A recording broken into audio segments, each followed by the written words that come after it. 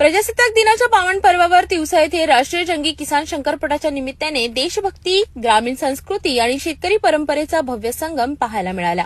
तिवसा येथे रविराज देशमुख मित्र परिवार आणि हिम्मत फाउंडेशन यांच्या संयुक्त विद्यमाने आयोजित करण्यात आलेल्या राष्ट्रीय जंगी किसान शंकरपट कार्यक्रमात 26 जानेवारी 2026 रोजी प्रजासत्ताक दिनानिमित्त भव्य झेंडावंदन सोहळा उत्साहात पार पडला। या कार्यक्रमात भाजपा जिल्हाध्यक्ष रविराज देशमुख आणि गायत्री देशमुख यांच्या शुभ हस्ते ध्वजारोहण करण्यात आले। ध्वजारोहणानंतर राष्ट्रगीताने संपूर्ण परिसर देशभक्तीच्या वातावरणाने भारावून गेला। या प्रसंगी शेतकरी बांधव, ग्रामस्थ, युवक, महिला तसेच विविध क्षेत्रातील मान्यवर मोठ्या संख्येने उपस्थित होते।